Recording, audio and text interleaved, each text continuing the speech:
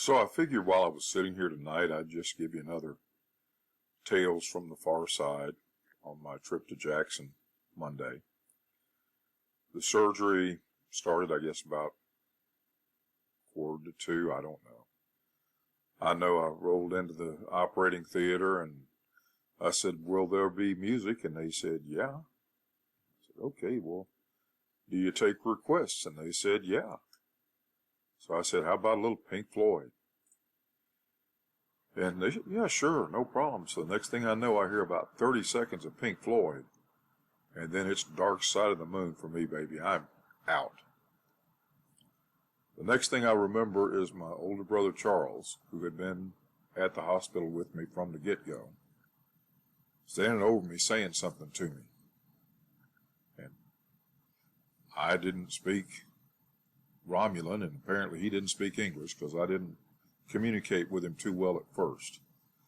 But finally, he tells me they're trying to find me a bed. I'm thinking to myself, that's pretty silly because I'm in a bed right now. He said they're having trouble finding me a bed in the hospital. Okay, fine.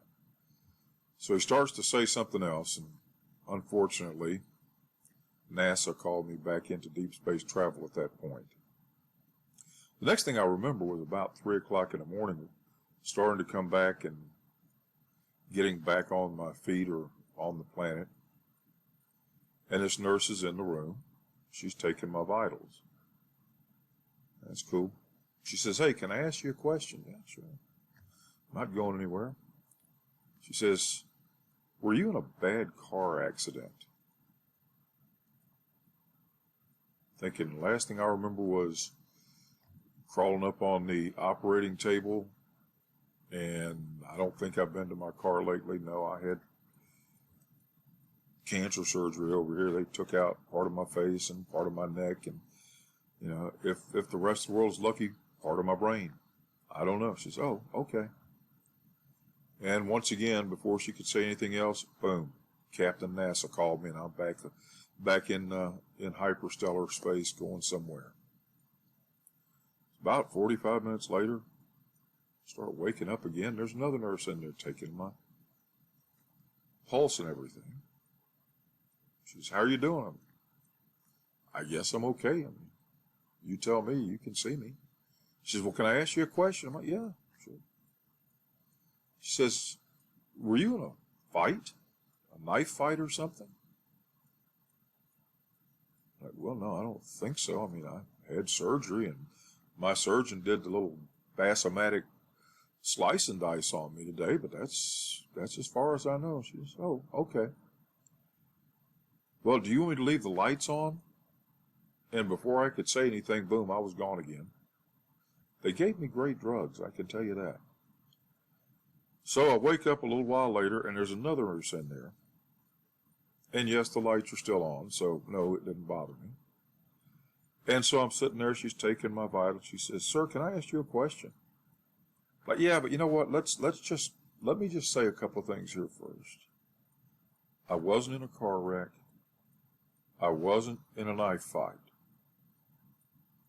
My doctor was doing cancer surgery on my neck and my face.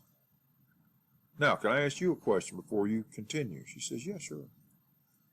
I said, "Why are y'all asking me this stuff? I mean, I'm asleep and I have no idea who I am or what planet I'm on. Why are you asking me if I'm in a car wreck or a knife fight or something?" And she says, "Oh, well, that's simple. This is the trauma ward. All we ever see is car accidents and knife fights and gunshot wounds." Okay.